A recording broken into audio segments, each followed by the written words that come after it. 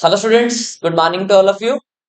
सो previous lecture के अंदर हमने स्टार्ट किए थे अपने प्रिंसिपल्स ऑफ मैनेजमेंट के अंदर हेनरी फ्यूल के वो 14 प्रिंसिपल्स, जिसको मैंने आप लोगों को याद करवाया था दैट यू सी यूएसएसआर ओ आई सी के नाम से। और लास्ट लेक्चर के अंदर मैंने आप लोगों को बताया था कि प्रिंसिपल का मतलब क्या होगा, प्रिंसिपल्स ऑफ मैनेजमेंट का मतलब क्या होता है। तो वो सारी बातें हम लोगों ने अपनी डिटेल में पढ़ ली थी, उसके नेचर पढ़ लिए थे, सिग्निफिकेंस पढ़ ली थी, तो वो सारी बातें हम लोग डिटेल में पढ़ चुके हैं। तो अब हम लोगों को जो स्टार्ट करना है वो करने हैं, आज हम लोगों ने अपने फ्यूल के हेनरी फ्यूल के द्वारा दिए गए 14 प्रिंसिपल्स के बारे में डिटेल डिस्क्रिप्शन हम लोग यहाँ पर जानेंगे। और मैं आप लोगों को बता दूं कि ये टॉपिक आप लोगों के लिए बहुत ही ज्यादा इंपॉर्टेंट है और यहां से एग्जामिनेशन पॉइंट ऑफ व्यू से 7 to 8 मार्क्स एग्जाम में क्वेश्चन कंफर्म आते ही आते हैं। कोई केस स्टडी आ जाएगी, कोई डायरेक्ट क्वेश्चन आप लोगों को मिलेगा। तो ये बहुत ही ज्यादा इंपॉर्टेंट टॉपिक और बहुत ज्यादा इंपॉर्टेंट चैप्टर भी है। तो चलिए स्टार्ट करते हैं। मैंने आप लोगों को बताया था कि हमारे मैनेजमेंट के टोटल दो महान पुरुष हुए हैं जिन्होंने अपनी थ्योरीज के अंदर बहुत सारी बातें बताई। एक का नाम क्या है, हेनरी फ्योल, और दूसरे का नाम क्या है, एफ डब्ल्यू टेलर। हमारे जो ये हेनरी फ्योल है, इन्हें हम लोग क्या बोलते हैं, फादर ऑफ जनरल मैनेजमेंट। क्या बोला जाएगा, फादर ऑफ जनरल मैनेजमेंट। और हमारे जो ये एफ डब्ल्यू टेलर है, इन्हें हम लोग क्या बोलते हैं, फादर ऑफ साइंटिफिक मैनेजमेंट। क्या बोलेंगे, फादर ऑफ साइंटिफिक मैनेजमेंट। तो आज हम लोग स्टार्ट करेंगे अपनी इन 14 प्रिंसिपल्स के बारे में डिटेल बातें करेंगे, इनके बारे में कि कौन सा प्रिंसिपल क्या बताता है। मैं आप लोगों को एक बार फिर से सारी चीजें दिखा देता हूं कि हम लोगों ने क्या क्या पढ़ा था। तो सबसे पहले नंबर पे हम लोग बात करें अपने प्रिंसिपल्स के अंदर, division of work, authority and responsibility, principle of discipline, unit of command, unit of direction, subordination of individual interest to general interest, remuneration of employ, centralisation and decentralisation, scalar chain के बारे में, principle of order, principle of equity, stability and tenure, and principle of initiative and spirit de corps. तो ये 14 principles के बारे में मैंने आप लोगों को बातें बताई थी, और उसको याद करने की ट्रिक क्या थी, दैट यू सी यूएसएसआर ओ आई सी। करें हम लोग आगे बातें आज। तो आज एक ही करके हम लोग हर चैप्टर के बारे हर प्रिंसिपल के बारे में उनकी डिटेल बात करेंगे कि क्या प्रिंसिपल क्या कहता है, और इसको हम लोग अपनी ऑर्गेनाइजेशन में कैसे इंप्लीमेंट करेंगे, इनके बारे में हम लोग बात करते हैं। चलिए जी। तो सबसे पहले नंबर मैं आप लोगों को बता रहा हूं कि principal of division of work क्या कहता है। सिंपल सा कॉन्सेप्ट है। Principal of division of work simple सा कॉन्सेप्ट क्या कहता है कि भैया, हर एक टास्क को, मतलब आप लोग क्या करो, अपने कंप्लीट टास्क को स्मॉल स्मॉल स्मॉल स्मॉल टुकड़ों में डिवाइड कर दो। अपने कंप्लीट टास्क को, अपनी कंप्लीट जॉब को अपने कंप्लीट वर्क को स्मॉल स्मॉल टुकड़ों में डिवाइड करके, और जो पर्सन जिस काम में एक्सपर्ट है, जिस काम में स्पेशलाइज्ड है, उस बंदे को वही काम आप लोग क्या करो, हैंड ओवर करो। इससे क्या होगा, एक तो स्पेशलाइजेशन बढ़ेगी, आप लोगों की वेस्टेज कम होगी, काम अच्छे ढंग से हो पाएगा, और आप लोग अच्छे तरीके से अपना 100% रिजल्ट एफिशिएंसी के रूप में दे भी पाएंगे। जैसे आप लोगों को यहाँ पे दिख रहा होगा, totally task 1, task 2, task 3, task 4। जैसे कि यहाँ देखो, टास्क 1 है, टास्क 2 है, टास्क 3 है, एंड टास्क 4 है। अब हम लोग क्या करेंगे, एक एक सिंपल सा एग्जांपल लेते हैं। मान लीजिए एक रेस्टोरेंट, और उस रेस्टोरेंट के अंदर अगर ऐसा हो जाए कि एक ही पर्सन बनाने वाला है, वही पर्सन जा करके सर्विंग भी करेगा, वही पर्सन वहां से उठा करके उनके बर्तन लेकर भी आएगा, वही पर्सन फिर उनको धोएगा भी सही, तो सोच के देखिए क्या काम ऐसे अच्छे से हो पाएगा क्या। आप कहोगे नहीं सर। अच्छा, अगर हम लोग ऐसा कर रहे हैं कि जो सामान को बनाने वाला है वो उसी काम में एक्सपर्ट हो, डिलीवरी करने वाला उस काम में एक्सपर्ट है, सर्विंग करने वाला उस काम में एक्सपर्ट है, धोने वाला उस काम में एक्सपर्ट है, तो काम कैसे होगा यार, जल्दी हो पाएगा, स्पेशलाइजेशन बढ़ेगी आप लोगों की। यस और नो। एक और एग्जांपल ले लेते हैं। मान लीजिए एक फर्नीचर कंपनी है, और उस कंपनी को क्या करना है, बेसिकली फर्नीचर बनाना है। अब फर्नीचर बनाने के लिए सबसे पहले नंबर पे क्या करना पड़ेगा, लकड़ी को काटना पड़ेगा, देन उसके ऊपर फिर फेविकॉल से उसको पेस्टिंग करना पड़ेगा, देन उसके ऊपर फिर हम लोगों को पॉलिशिंग वगैरह करना पड़ेगा। ये सारे के सारे टास्क हमें अलग अलग तरीके से क्या करने पड़ेंगे, परफॉर्म करने पड़ेंगे। तो अगर ऐसा हो कि एक ही पर्सन क्या कर रहा है, सारे के सारे काम अलग अलग तरीके से कर रहा है, तो टाइम भी ज्यादा लगेगा, एफिशिएंसी का लेवल भी कम होगा। तो ये प्रॉब्लम्स क्रिएट करेंगी आप लोगों की इफेक्टिवनेस में और एफिशिएंसी के अंदर। क्लियर हो गया। आप लोगों की कॉस्ट भी से क्या होगी, ज्यादा आएगी। तो ऐसे ही हमारे हेनरी फ्योल ने अपने बिजनेस में देखा था, अपनी कंपनी में देखा था कि यार, अगर हम लोग ऐसा करें कि हर एक टास्क को अलग अलग अलग अलग तरीके से डिवाइड कर दे, जो बंदा जिस काम में एक्सपर्ट है उसको हम लोग वही टास्क दे। अब जैसे एग्जाम्पल तो मैं बात करूं आप लोगों से, एक पर्सन है जिसको कम दिखता है, एक पर्सन है मान लीजिए जो हमारा एम्प्लॉय उसको कम दिखता है और हमने उसको कटिंग वाले काम पे लगा दिया, लेकिन उस काम में एक्सपर्टाइज नहीं है। मतलब वो क्या कर रहा है यार, हमने उससे एक दिन ट्रायल करवा के देखा, एक लकड़ी बड़ी और एक लकड़ी छोटी, उनको आपस में दोनों को पेस्ट कर रहा है, मतलब वो दोनों बराबर ही नहीं है। तो इसका मतलब बताइए क्या वो काम इफेक्टिवनेस या एफिशिएंसी से हो पा रहा है क्या? आप कहेंगे नहीं। तो principle of division of work simple सी एक बात आप लोगों को बताता है कि आप अपने पूरे टास्क को स्मॉल स्मॉल हिस्सों में डिवाइड करके जो पर्सन जिस काम में एक्सपर्ट है उसको वही काम प्रोवाइड कर दो। इसको हम लोग क्या कहते हैं? Division of work. चलिए इसके बारे में बात करते हैं, क्या कहता है ये प्रिंसिपल, ध्यान रखिए। लीजिए, ये कहते हैं according to this principle whole work must be divided into small task and instead of assigning the whole work to one person only one task of work should be assigned to one person according to his capability, qualification and experience of the person। बात समझ में आई? ये simple सी बात है आप लोगों को किसने कही? हमारे प्रिंसिपल ऑफ वर्क। अब यहाँ पे देखो इन्होंने क्या कह दिया, कह रहा है when a person will perform only one part of the job again and again again and again again and again he will become perfect and specialised in doing that job and the efficiency level will improve. आप खुद सोच के देखो यार, अब जैसे आपने जब देखा होगा अपने घर में आपकी दादी, आपकी नानी, आपकी मम्मा, जो भी आपके घर में है, वो सिलाई वगैरह जब कर रही होती है तो उनके ऊपर ध्यान से देखना, फोकस करना। वो क्या कर रहे हैं? आपसे बात करती हैं लेकिन उनका हाथ नीचे चलता जा रहा है, चलता जा रहा है, चलता जा रहा है। ऐसा क्यों हो रहा है? क्योंकि वो उस काम को कर करके क्या हो चुकी है? उस काम में एक्सपर्टाइज हो चुकी है। मतलब अब वो उस चीज को देख रहे, आपसे बात कर रही है, हाँ जी वे फलाना नहीं गाना आपसे बात कर रहे हैं, बट उनका काम साइड बाय साइड चलता जा रहा है, चलता जा रहा है, चलता जा रहा है। ऐसा रीजन क्यों है? क्योंकि वो उस काम को कर करके क्या हो चुकी है? एक्सपर्टाइज हो चुकी है। समझ में आया? तो क्या कहना चाह रहा हूं मैं कि हर टास्क को हम लोग अलग अलग टुकड़ों में डिवाइड कर देंगे और हर टास्क को according to your specialisation, qualification, आपकी कैपेबिलिटी, उसके हिसाब से हम लोग क्या करेंगे? असाइन कर देंगे। क्लियर हो गया? Division of work. चलिए हम लोग आगे बढ़ते हैं। अब हम लोग बात करते हैं कि हमारे इस principal of division of work के क्या क्या पॉजिटिव इफेक्ट निकल कर आएंगे और क्या क्या कॉन्सिक्वेंसेज होंगे अगर हम लोग इस प्रिंसिपल को फॉलो नहीं करेंगे तो। सोचिए जरा, पहला पॉइंट क्या आप लोगों के पास? Positive effects. पॉजिटिव मतलब अगर हम लोग अपने बिजनेस के अंदर, अपनी मैनेजमेंट के अंदर इन प्रिंसिपल को फॉलो करते हैं, डिवीजन ऑफ वर्क को, तो क्या बेनिफिट मिलेगा? सबसे फर्स्ट बेनिफिट मिलेगा आप लोगों को यहाँ पे क्या? स्पेशलाइजेशन। क्या मतलब है सर स्पेशलाइजेशन का? कि आप उस काम को बार बार कर करके क्या हो जाएंगे? उसके अंदर एक्सपर्टाइज हो जाएंगे, स्पेशलाइज हो जाएंगे, जिससे कि आप लोगों को क्या इश्यू फेस नहीं करना पड़ेगा। हाँ जी, आप लोगों को दिक्कत परेशानी फेस नहीं करनी पड़ेगी। क्यों? क्योंकि आप उस काम में क्या हो चुके हो? एक्सपर्ट हो चुके हो। उसके बाद सेकंड नंबर पे हम लोग बात करेंगे आप लोगों की एफिशिएंसी की, इंप्रूव होगी एफिशिएंसी। अब मैं आप लोगों को इसका एग्जांपल बता देता हूं। जब आप लोगों ने मेरे साथ चैप्टर स्टार्ट किया था अपना एडमिशन ऑफ अ पार्टनर का, याद कीजिए, मैंने आप लोगों से कहा था कि जब हम लोग स्टार्टिंग का पहला क्वेश्चन करेंगे तो आप लोगों को उसको करने के लिए 35 से 40 मिनट का टाइम लगेगा। जब हम लोगों ने बिल्कुल फर्स्ट पे वेरी फर्स्ट क्वेश्चन हम लोगों ने किया था लॉन्ग वाला। उसके बाद आप लोगों ने, मैंने क्या कहा था कि जैसे जैसे आप लोग अपने इन क्वेश्चंस की प्रैक्टिस करते रहोगे तो वही क्वेश्चन जो आप लोगों का पहले टाइम में 35 मिनट में निकला था, वही क्वेश्चन आप लोगों का अब आप लोगों का 8 से 10 मिनट में निकलना शुरू हो जाएगा। तो ये क्या है? ये आप लोगों ने अपनी एफिशिएंसी को इंप्रूव भी तो किया है। बात समझ में आई? फिर भी यार रिपीट कर रहा हूं कि इफेक्ट क्या पड़ेंगे इसके पॉजिटिव। एक तो क्या हो जाएगा? आप लोग उस चीज के लिए स्पेशलाइज, परफेक्शन आ जाएगी। सेकंड पॉजिटिव इफेक्ट क्या होगा? आप लोग उस चीज के लिए क्या हो जाओगे? एफिशिएंसी इंप्रूव हो जाएगी।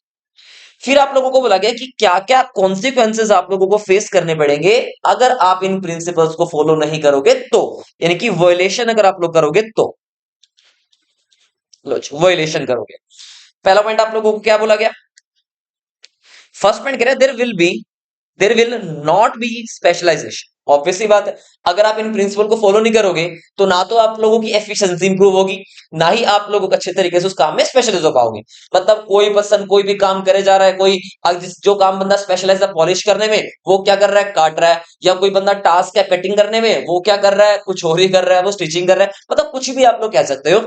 अगर हम लोग ऐसा करेंगे कि कोई बंदा कोई भी टास्क परफॉर्म करे जा रहा है तो इसके क्या क्या नेगेटिव इंपैक्ट होंगे? एक तो क्या हो जाएगा? डुप्लीकेशन ऑफ वर्क होने के चांसेस रह जाएंगे। सेकंड पॉइंट क्या बनेगा? स्पेशलाइज नहीं हो पाओगे। तीसरा पॉइंट क्या बनेगा आप लोगों का? Chances of duplication of work. Clear हो गया? एक डुप्लीकेशन वाला पॉइंट डाल देना, एक स्पेशलाइजेशन वाला पॉइंट डाल देना और एक आप लोग अपनी एफिशिएंसी नहीं इंप्रूव हो पाएगी, एक पॉइंट भी डाल दो। क्लियर है? तो मुझे लगता है कि इस फर्स्ट पॉइंट के अंदर आप लोगों को कोई भी दिक्कत परेशानी आप लोगों को होनी चाहिए। The main first point is principal of division of work, जो कि बहुत ज्यादा इंपॉर्टेंट है। सेकंड पॉइंट, सेकंड आप लोगों के सामने आता है principle of authority and responsibility. पहले मुझे आप लोग ये बताइए कि क्या मतलब होता है अथॉरिटी का। देखो, अथॉरिटी और रिस्पॉन्सिबिलिटी दो वर्ड आप लोगों के सामने आए। अथॉरिटी का मतलब होता है पावर टू टेक डिसीजन, मतलब फॉर एग्जाम्पल मान लीजिए अथॉरिटी का हम लोग ये भी कह सकते हैं राइट ऑफ एन इंडिविजुअल। क्या कह सकते हैं हम लोग? Right of an individual. Right बोलो, पावर बोलो, एक ही बात है। अथॉरिटी का मतलब power.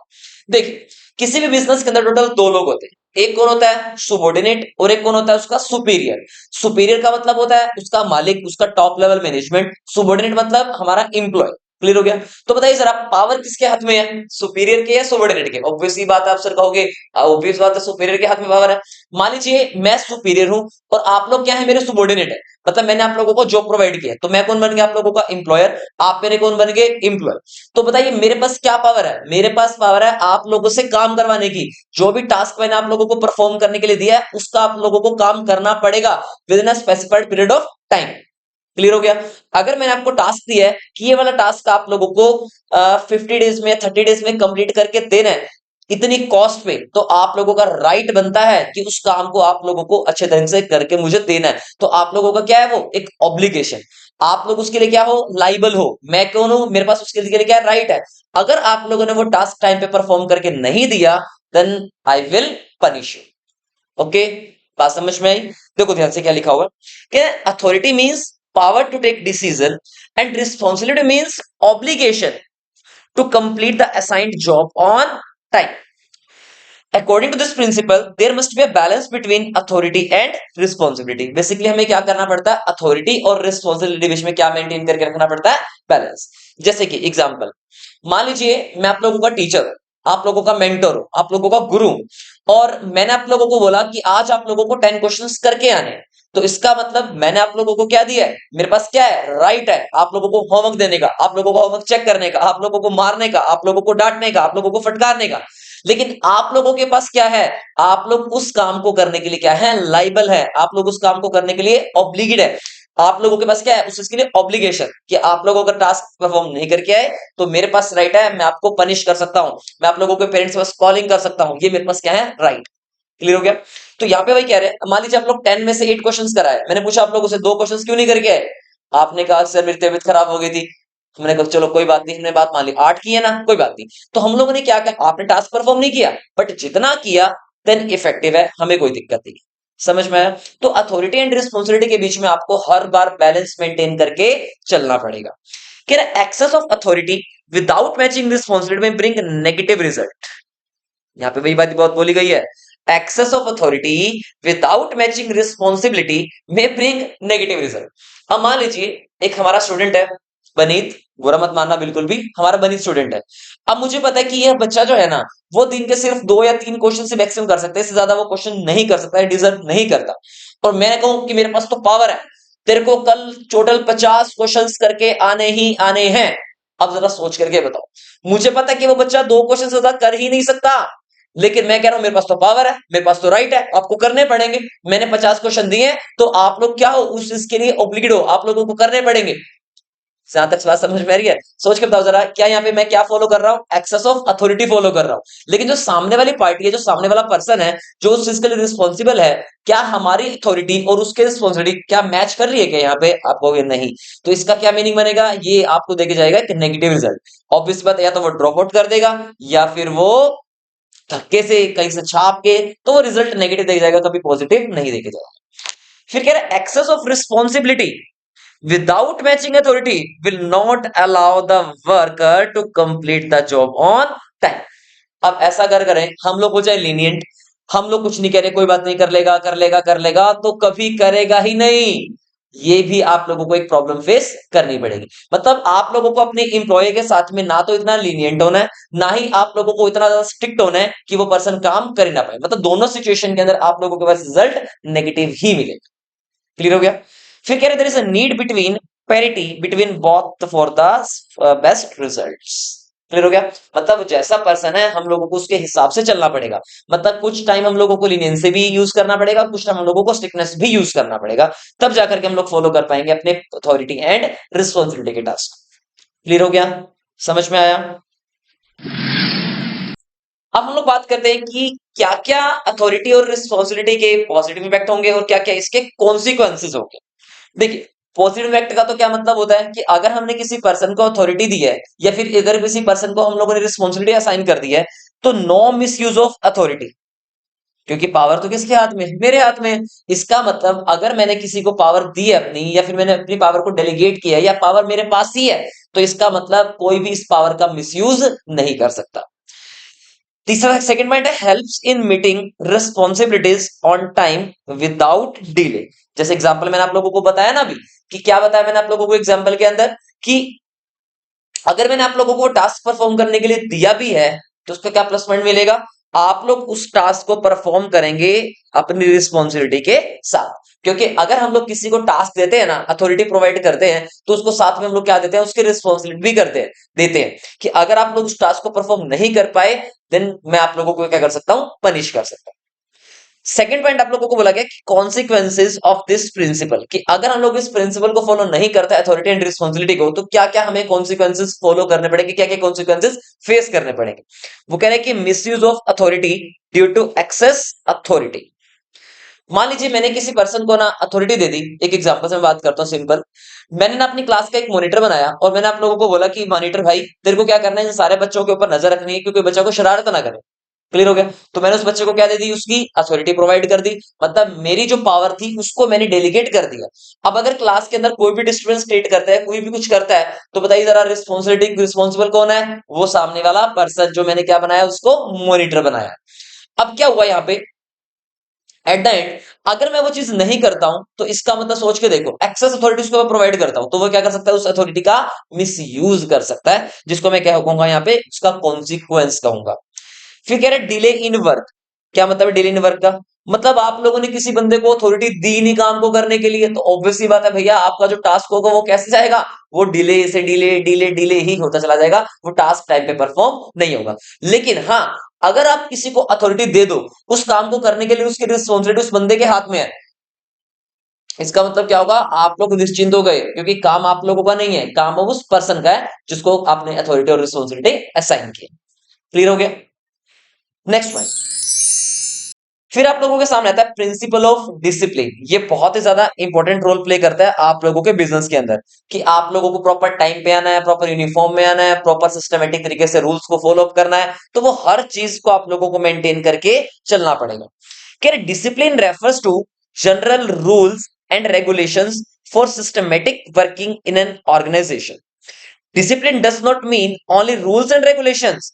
It also means developing commitment in the employees towards organization as well as towards each other. तो यानी कि अगर आप लोगों ने प्रॉपर सिस्टम के अंदर फॉलो नहीं किया अपने बिजनेस ऑर्गेनाइजेशन के अंदर, तो आप लोगों को हैवी लॉसेस से बियर होना पड़ेगा, आप लोगों को हैवी लॉसेस होने पड़ेंगे।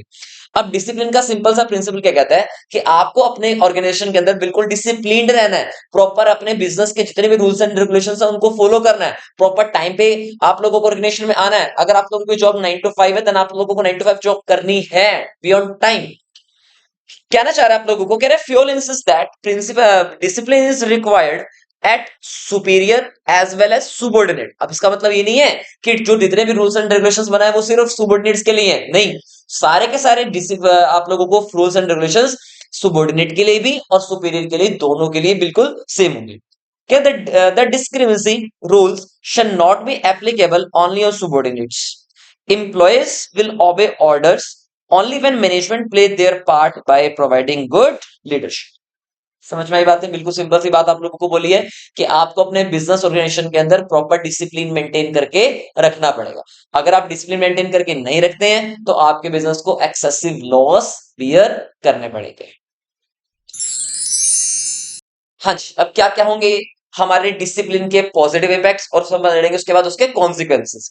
बताइए, क्या अगर हम लोग बिजनेस के अंदर प्रॉपर अपने रूल्स एंड रेगुलेशंस को फॉलो करेंगे, तो क्या हम लोग सिस्टमेटिक वर्किंग कंडीशंस में काम कर पाएंगे कि नहीं कर पाएंगे? यस। अगर आपको पता है कि मुझे 9 to 5 आना है, अगर ऐसा ना होता तो कोई अपना आराम से उठ के 11 बजे आ रहा है, कोई अपना 10 बजे आ रहा है, कोई अपना 1 बजे आ रहा है, कोई अपना 4 बजे आ रहा है, तो काम सिस्टमेटिक ढंग से नहीं हो पाएगा। इसलिए हम लोग बात करेंगे कि प्रॉपर डिसिप्लिन में आपको काम करना पड़ेगा। एक सिंपल सा एक एग्जांपल आप लोगों को देता हूं। मान लीजिए एक कंपनी है, और उस कंपनी का जो टास्क है ना वो इस तरीके से डिवाइडेड है। मान लीजिए पहले काम ए करता है, फिर वो काम बी के पास जाता है, और फिर वो काम सी के पास भी जाएगा, और फिर वो काम डी के पास भी जाएगा। ठीक है जी। अब इन दोनों को अपना जो टास्क है वो सबमिट करना पड़ेगा ई के पास। इस तरीके से हम लोगों का वर्किंग चलता है। अब मान लो ए ने अपना task with in specified period of time complete कर दिया, बी ने भी अपना task specified period of time में कंप्लीट कर दिया, लेकिन सी और डी में से क्या हुआ, डी ने तो अपना काम कंप्लीट कर दिया और अपना डी ने अपना काम सबमिट भी कर दिया, लेकिन सी ने अपना टास्क टाइम पे परफॉर्म नहीं किया। अब थोड़ा सोच के देखो, क्या इससे टास्क ई से आगे काम जा रहा था एफ के पास, तो सोच के देखो क्या काम एफ के पास पहुंच पाएगा या नहीं पहुंच पाएगा। आपको सर नहीं पहुंच पाएगा। क्यों नहीं पहुंच पाएगा? क्योंकि सी ने टास्क अपना परफॉर्म करके नहीं दिया। अगर सी अपना टाइम पे टास्क परफॉर्म करके दे देता, देन ई के पास सारा डाटा आ जाता, सारा टास्क आ जाता, देन आगे वो सबमिट कर पाता किसको, मिस्टर एफ को। लेकिन अब यहां से क्या हुआ है, सी ने अपना बिजनेस क्या किया, डिले कर दिया, क्योंकि उसने अपना टास्क परफॉर्म टाइम पे नहीं करने का मतलब क्या है, उसने अपने सिस्टम को फॉलो ढंग से नहीं किया, सिस्टमेटिक रूल्स एंड रेगुलेशंस को फॉलो नहीं की। टाइम था 9 to 5 का, लेकिन उसने टाइम काम किया 2 to 5 ओनली, तो अच्छे से उसने काम नहीं किया ना, ये इस दिक्कत आई किसके, डिसिप्लिन की। हाँ जी। अब सोचिए, देखिए ध्यान से क्या हुआ। अगर हम लोग इस सिस्टम को प्रॉपरली फॉलो करेंगे तो इससे होगा क्या, आप लोगों की जो एफिशिएंसी है वो क्या हो जाएगी, improve. Consequence of this principle, एक तो क्या हो जाएंगे, disorder and chaos. What do you mean by chaos या what do you mean disorder?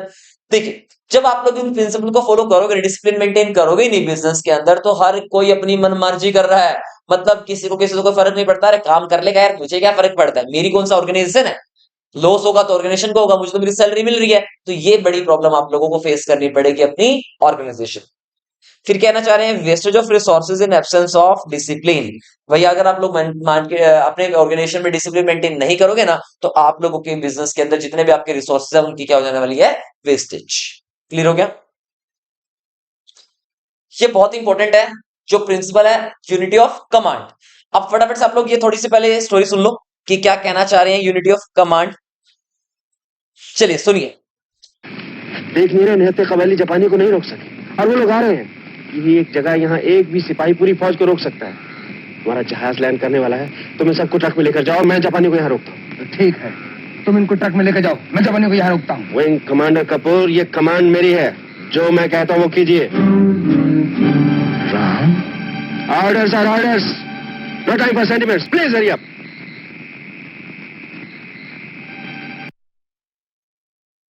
हाँ जी।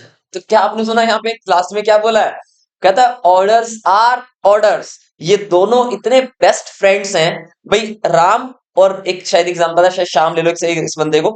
ये हमारा कौन है, मिस्टर राम, और ये कौन है, हमारा मिस्टर श्याम। ये दोनों बेस्ट, बिल्कुल बेस्ट फ्रेंड्स हैं।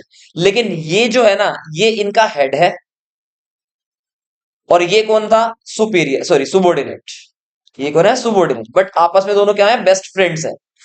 अब राम ने सीधा सीधा ऑर्डर क्या दिया इसको, तुम अपनी सारी की सारी फौज को, जितने भी आप लोगों के पास आर्मी है, उन सबको लेकर के वापिस ऐसे भाग जाओ, मैं उनको संभाल कर आता हूं। अब सोच कर देखो आप लोग यहाँ पे क्या बोला, ध्यान से। अब ये दोनों फ्रेंड्स हैं, तो ये क्या कहता है कि राम तू मेरा बेस्ट फ्रेंड है, मैं तेरे को छोड़कर नहीं जाऊंगा। तो बताओ जरा, राम ने सामने से क्या बोला, यारी दोस्ती यहाँ पे नहीं चलेगी। क्यों? क्योंकि मैंने जो तेरे को ऑर्डर दिया वो तुझे फुलफिल करना पड़ेगा, तुझे मानना पड़ेगा। क्यों? क्योंकि मैं तेरा कौन हूं, मैं तेरा हूं सुबोर्डिनेट, सॉरी मैं तेरा कौन हूं, सुपीरियर। सुपीरियर ने कोई भी अगर काम बोला अपने सुबोर्डिनेट को, तो उसको वो काम मानना पड़ेगा, वो उसको कमांड माननी ही पड़ेगी। तो उसको मैं क्या कहूंगा, यूनिटी ऑफ कमांड। चलिए हम लोग इसके बारे में पढ़ते हैं, क्या कहता है ये यूनिटी ऑफ कमांड। देखिए ध्यान से, यूनिटी ऑफ कमांड का बेसिकली मतलब होता है कि एक, जैसे ये कौन है आप लोगों के, सुपीरियर, सुबोर्डिनेट, सुबोर्डिनेट, सुबोर्डिनेट, सुबोर्डिनेट, सुबोर्डिनेट, और ये कौन है आप लोगों का, सुपीरियर। ये कौन है, सुपीरियर। यूनिट ऑफ कमांड कहता है कि जब कोई भी सुपीरियर अपने सुबोर्डिनेट को कोई टास्क देता है, कोई कमांड देता है ना, तो एक, जितने भी आप लोगों, बेशक सुबोर्डिनेट आप लोगों के ज्यादा हो कोई दिक्कत नहीं है, बट एक सुबोर्डिनेट के ऊपर एक ही सुपीरियर होना चाहिए कमांड देने वाला। अगर एक सुबोर्डिनेट को एक से ज्यादा सुपीरियर टास्क दे देंगे ना, तो वो बंदा क्या हो जाएगा, पजल हो जाएगा, भाई काम पहले मैं किसका करूं किसका ना करूं यार। तो देखो यहाँ पे एग्जांपल के अंदर मैंने आप लोगों को टोटल दो कॉन्सेप्ट ले रखे हैं। एक मैंने रखा है यहाँ पे देखो राइट, और एक मैंने आप लोगों के लिए रखा है रॉन्ग। ये भी कौन है, हमारे सुबोर्डिनेट, सुबोर्डिनेट, सुबोर्डिनेट, सुबोर्डिनेट, सुबोर्डिनेट। लेकिन इनके ऊपर देखो कितने सुपीरियर है, 3 सुपीरियर है। अब इनको दिक्कत पता है क्या आएगी, मान लीजिए ये बंदा आप लोगों का A, P C D E F G H. अब ए जो बंदा है ना, वो टास्क ए को भी सॉरी डी को भी दे रहा है, ई को भी दे रहा है, एफ को भी दे रहा है, जी को भी दे रहा है, एच को भी दे रहा है। ये दिक्कत देखो कैसे चल रही है। तो हम लोग बोलेंगे कि यूनिट ऑफ कमांड सिंपल से आप लोगों को एक बात कहता है कि एक सुबॉर्डिनेट के ऊपर एक ही सुपीरियर होना चाहिए। हाँ, सुपीरियर के नीचे बेशक जितने मर्जी सुबॉर्डिनेट कर दो, कोई दिक्कत नहीं है, बट सुबॉर्डिनेट के ऊपर क्या होना चाहिए, सिर्फ एक ही सुपीरियर होना चाहिए, ताकि वो टास्क को अच्छे तरीके से अपना मैनेजमेंट अच्छे तरीके से कर पाए, देन अपने टास्क को प्रॉपर तरीके से कंप्लीट कर पाए। अगर एक सुबॉर्डिनेट को आप लोग एक से ज्यादा एम्प्लॉयर दे दोगे या सुपीरियर दे दोगे, तो वो बंदा पजल हो जाएगा यार कि मैं पहले काम इसका करूं या उसका करूं। उसे धमकी दे रखी है, अगर तूने मेरा काम पहले नहीं किया तो मैं जॉब से निकलवा दूंगा। दूसरा कहता है अगर तूने मेरा काम ढंग से नहीं किया तो मैं तुझे ये कर दूंगा, मैं तो वो कर दूंगा। तो इससे क्या हो जाएगा, हमारे सुबॉर्डिनेट्स परेशान हो जाएंगे और उनके माइंड में ये आ जाएगा कि मैं काम पहले किसका करूं किसका ना करूं। तो यूनिट ऑफ कमांड के बारे में सिंपल सी क्या बात बोली गई कि एक सुबॉर्डिनेट के ऊपर एक ही सुपीरियर होना चाहिए। देखिए ध्यान से, यानी कि देखते हैं कि according to this principle an employ should receive orders from one boss only. मतलब एक ही सुपीरियर से टास्क मिलना चाहिए, because if he receives order from more than one boss, then he get confused and he will not be able to understand that whose order must be executed first. And on the other hand, if employee is receiving from orders from more bosses, he gets chance to give excuses by saying that he was busy in executing the orders of other boss. ये सबसे बड़ी दिक्कत आती थी इसके अंदर आपके principal of unity of command के बीच में। मान लीजिए मैं हूं, एक टीचर और है, एक सर और है, एक सर और है, हमारी एक कोई मैम है रिसेप्शनिस्ट है, वो उनको हमने टास्क दिया। मान लीजिए मैं अकाउंट्स पढ़ा रहा हूँ, एक मैम इकोनॉमिक्स पढ़ा रहे हैं, एक मैम बिजनेस स्टडीज पढ़ा रहे हैं, ठीक है। और एक ही बंदा है हमारा कंप्यूटर ऑपरेटर, जो जिनको हम लोग बोलते हैं बार बार वो परफॉर्म करने के लिए, लाइक टेस्ट बना दे, ये कर दिया, वो कर दे। क्या हुआ, मैंने भी टास्क दे दिया, उधर से उन्होंने भी टास्क दे दिया, उन्होंने उसको भी टास्क दे दिया। अब वो बंदा बेचारा कंफ्यूज हो गया कि मैं पहले टेस्ट बनाऊं तो किसका बनाऊं। अब मान लो टाइम पे मैंने पूछा, हाँ टेस्ट क्यों नहीं बनाया, कहता है जी मेरे को तो इकोनॉमिक्स वाले मैडम ने बोल दिया था बनाने के लिए। एक्सक्यूज हो गया उसके पास, मैंने काम नहीं किया। मुझे क्या बोल रहा है, इकोनॉमिक्स वाले मैडम ने बोल दिया था, उधर क्या बोल रहा है, अकाउंट्स वाले सर ने बोल दिया था टेस्ट ना बना, टेस्ट मेरा बना दो पहले। तो इसका मतलब अगर हम लोग एक सुबॉर्डिनेट को बहुत ज्यादा सुपीरियर टास्क परफॉर्म करने के लिए दे देंगे, तो बंदा एक तो कंफ्यूज हो जाएगा और वो ये समझ नहीं पाएगा कि पहले टास्क में परफॉर्म किसका करूं। और उसके पास क्या हो जाएंगे, बेसिकली एक्सक्यूजेस हो जाएंगे कि मैं पास कर, मैं उनका दूसरे बंदे का काम कर रहा था इसलिए मैं टास्क परफॉर्म नहीं कर पाया। If there are more bosses, it can create problem of ego clash among the superiors, as very superior wants his order to be executed by an employee.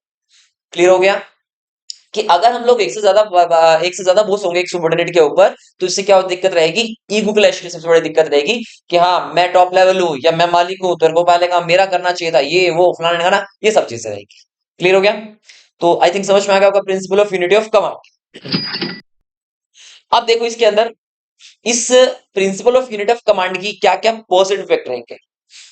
अगर हम लोग एक सुबॉर्डिनेट के ऊपर एक ही बॉस रखेंगे यार, तो कोई ईगो क्लैश की दिक्कत ही नहीं आएगी, क्योंकि बंदा ही एक देने वाला है, सुपीरियर ही एक है, सुबॉर्डिनेट जितने मर्जी हो बट सुपीरियर तो एक ही है ना, तो कोई ईगो क्लैश की कोई प्रॉब्लम फेस करनी नहीं पड़ेगी। फिर कह रहे इंप्रूव इफेक्टिवनेस इन वर्किंग। अब ऑब्वियसली बात है, जैसे मैंने एग्जांपल में बताया, उस बंदे के पास पहले तो क्या थी, एक्सक्यूजेस थे, मैं उसका काम कर रहा था, मैं उस वाले बॉस का काम करता हूं, उस वाले बॉस का काम कर रहा था। पर जब मैं कह रहा हूं कि एक बॉस के एक सुपीरियर के सुबॉर्डिनेट के ऊपर एक ही सुपीरियर है, देन इसमें ये दिक्कत भी खत्म हो जाएगी, अच्छे तरीके से इफेक्टिवनेस तरीके से वर्किंग हो पाएगी। अगर हम लोग इस प्रिंसिपल को फॉलो नहीं कर रहे हैं, तो क्या समस्या आएगी, तो क्या कॉन्सिक्वेंसेस फेस करने पड़ेंगे। पहला point, confusion in mind of employees की भैया काम पहले एक बॉस का करूं, इस बॉस का करूं, उस बॉस का करूं या उस बॉस का करूं। Difficulty in maintaining discipline. अब क्या मैंने बताया था, रूल्स एंड रेगुलेशंस को फॉलो करना पड़ेगा। अब 9 to 5 की जॉब है आप लोगों की, 8 घंटे आप लोगों ने दिन में काम करना है। अब आप लोग उस 8 घंटे में डिसाइड नहीं कर पाओगे कि पहले काम है बॉस ए का करूं, बॉस बी का करूं, बॉस सी का करूं या बॉस डी का करूं। ये आप लोगों को प्रॉब्लम फेस करनी पड़ेगी डिसिप्लिन मेंटेन करने में। समझ आया यहां तक आप लोगों को principle of unity of command. Next point कहता है आप लोगों को principle of unity of direction. Important word, important point, important word, unity of direction. Simple सी बात क्या कहता है, कह रहे one unit means one plan. Unit of direction का एक ही सिंपल से थीम है, one unit means one plan. मतलब अगर आप लोगों ने कोई टीम बनाई है, team A, team B, team C, team D, 4 teams आपने बना दी और हर एक टीम को आप लोगों ने एक टास्क दिया करने के लिए, तो ऐसा नहीं होना चाहिए कि टीम ए के पास 3-4 प्लान्स एग्जीक्यूट करने के लिए। नहीं, अगर 3-4 प्लान्स एग्जीक्यूट करने के लिए होंगे ना, तो काम अच्छे तरीके से, सिस्टमेटिक तरीके से नहीं कर पाएंगे। हाँ, अगर हमने एक टीम को एक टास्क करने के लिए दिया है या एक ही जॉब परफॉर्म करने के लिए दिया है, तो वो टास्क हम लोगों का 100% एफिशिएंसी से हो पाएगा। कहता है according to this principle, one unit means one plan. There is the efforts of all the members and employees of organization must be directed towards one direction, that is the achievement of common goal. If this principle is applied, it leads to coordination. क्योंकि अगर हम लोग एक ही team को 2-3 task दे देंगे ना, तो कोई इंप्लॉय उस टास्क में जाएगा, कोई इंप्लॉय उस टास्क में जाएगा, कोई इंप्लॉय उस टास्क में जाएगा, तो इसका मतलब काम 100% एफिशिएंसी से नहीं हो पाएगा। क्योंकि अब किसी का गोल कुछ और हो गया, किसी का गोल कुछ और करने पे हो गया। अगर सबका गोल एक ही जगह पे होगा, तो इसका मतलब आप लोग 100% सेटिस्फाइड और आप लोग 100% ट्रेंड, 100% आप लोग सिस्टमेटिक तरीके से काम कर पाएंगे। एग्जाम्पल में देखो क्या कह रहे हैं, each department and a group having common objective must have one head and one plan only. भाई एक हेड और एक ही प्लान होना चाहिए, ये नहीं कि एक हेड और 3-4 प्लान्स, एक हेड 5-10 प्लान्स, ऐसा नहीं होना चाहिए।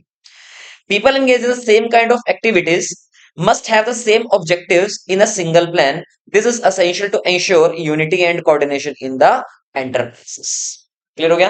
तो यूनिट ऑफ कमांड में तो क्या पढ़ा था कि एक ही सुबॉर्डिनेट के अंदर, सॉरी, एक ही सुबॉर्डिनेट के ऊपर एक ही सुपीरियर होना चाहिए, 2 सुपीरियर नहीं होने चाहिए। लेकिन यूनिट ऑफ डायरेक्शन क्या कहता है? वन यूनिट वन प्लान, या one unit one boss, one unit one plan, one plan one boss, ये होना चाहिए। क्या क्या पॉजिटिव पॉइंट निकल कर आएंगे? अगर हम लोगों ने बोला कि भैया एक यूनिट को हमने एक ही प्लान दिया है, तो बताओ जरा इससे ऑर्गेनाइजेशन का जो गोल है, क्या वो अचीव हो पाएगा या नहीं हो पाएगा? आपको यस सर, क्योंकि मान लीजिए एक टीम के अंदर 10 मेंबर है, जैसे क्रिकेट का एग्जांपल है। मान लीजिए आप इंडियन क्रिकेट टीम है, ठीक है जी, और इंडियन क्रिकेट टीम में कितने प्लेयर्स हैं? 11 प्लेयर्स हैं। उनका सबका गोल क्या है? भाई हमें तो जीतना है।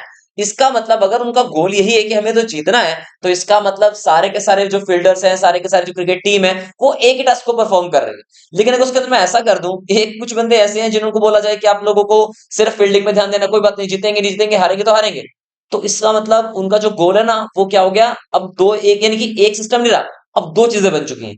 एक क्या कह रहा है? हमें जीतना है। वे क्या कह रहा है? मुझे बस फील्डिंग अच्छी करनी है, जीतना जीतना मुझे फर्क नहीं पड़ता। तो वो काम नहीं होना चाहिए। हर एक ऑर्गेनाइजेशन के अंदर जितने भी टीम के मेंबर्स हैं, उनका ऑब्जेक्टिव एक होना चाहिए, ऑर्गेनाइजेशनल ऑब्जेक्टिव्स को अचीव करना। फिर आप लोगों को बोल रहा है, कह रहे efforts of all employees get unified towards one direction. भाई अगर आप लोगों को अपनी एम्प्लॉयर से कोई भी डायरेक्शंस मिली है, तो आपको उन्हीं डायरेक्शंस के अंदर काम करना, अपनी बीच में कुछ भी नमक मिर्च मसाले हल्दी नहीं लगाने हैं। क्लियर हो गया? अगर हम लोग इनको फॉलो नहीं करते हैं, तो क्या क्या कॉन्सिक्वेंसेज आपको फेस करने पड़ेंगे? क्या difficulty in achieving organisation goals? Obvious बात है, अगर आप फॉलो नहीं करोगे इस प्रिंसिपल को, तो आप लोग क्या नहीं कर पाओगे? ऑर्गेनाइजेशन गोल्स को अचीव नहीं कर पाओगे। लैक ऑफ कोऑर्डिनेशन, क्या मतलब है? मान लीजिए एक है परचेज डिपार्टमेंट, एक है सेल्स डिपार्टमेंट, एक है एडवर्टीजमेंट डिपार्टमेंट और एक है एचआर डिपार्टमेंट। ठीक है, इन सभी को आपस में एक दूसरे के साथ में कोऑर्डिनेट करके चलना चाहिए था, एक प्रॉपर ऑर्गेनाइजेशनल ऑब्जेक्टिव्स इनको इकट्ठे मिलकर के फुलफिल करने थे। क्या हुआ? आप लोग डायरेक्शंस को फॉलो ही नहीं कर रहे। अब परचेज डिपार्टमेंट को बोला गया था कि आपको बात करनी है सेल्स डिपार्टमेंट से, सेल्स डिपार्टमेंट को बोला गया था आपको बात करनी है एडवर्टीजमेंट से, इसको बोला गया था कि आपको बात करनी है इनसे डिपार्टमेंट से, बट इन्होंने आपस में कोऑर्डिनेट ही नहीं किया। अब अगर कोऑर्डिनेट नहीं करा, डायरेक्शंस को फॉलो ही नहीं करा, तो इसका मतलब कोऑर्डिनेशन की जो लैकिंग है वो 100% होगी। क्लियर हो गया? नेक्स्ट आप लोगों के पास आता है एक वर्ड, कह रहा है subordination of individual interest to general interest. क्या मतलब है subordination of individual interest to general interest? Simple, कहता है कि according to this principle the interest of organisation must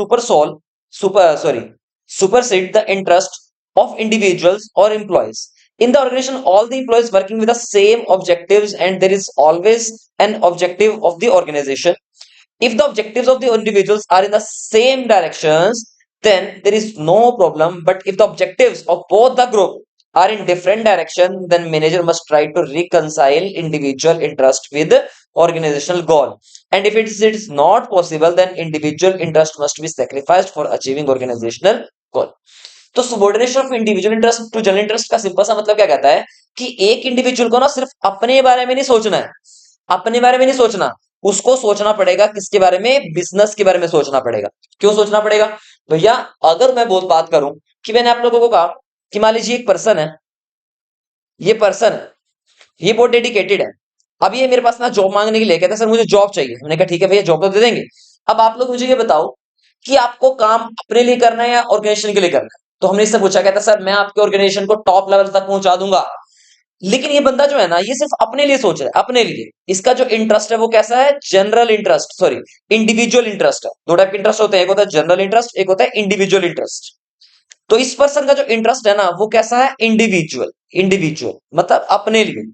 general interest का मतलब ऑर्गेनाइजेशन के लिए होता है, और इंडिविजुअल इंटरेस्ट का मतलब अपने लिए होता है। ठीक है ना? अगर किसी भी पर्सन का इंटरेस्ट अपने लिए है ना तो कभी भी आपके बिजनेस को वो पॉजिटिव रिजल्ट्स नहीं दे पाएगा। हाँ, अगर उसका इंटरेस्ट जनरल है, मतलब बिजनेस के लिए, ऑर्गेनाइजेशन के लिए, देन अब वो आप लोगों का पर्सन क्या है? सभी के लिए काम कर पाएगा। सेम वही पॉइंट्स आप लोगों के पास निकल कर आते हैं। अचीवमेंट ऑफ ऑर्गेनाइजेशनल गोल जो आप लोगों को पढ़ा चुका हूं। फिर कह रहे coordination between individual and organisational goals. अगर इसको हम लोग फॉलो नहीं करते हैं तो क्या क्या कॉन्सिक्वेंस फेस करने पड़ेंगे? No achievement of organisational goal, then even employees will suffer in long run. Clear हो गया? सिंपल से बेसिक पॉइंट्स हैं ये वाले। तो आज हम लोग सिर्फ इतने पॉइंट्स कवर करते हैं। नेक्स्ट क्लास के अंदर हम लोग इससे आगे बढ़ेंगे और बाकी के जितने पॉइंट्स आप लोगों के पेंडिंग रह गया उसको हम लोग कवर करेंगे अपनी लास्ट नेक्स्ट क्लास के अंदर। So thank you so much guys.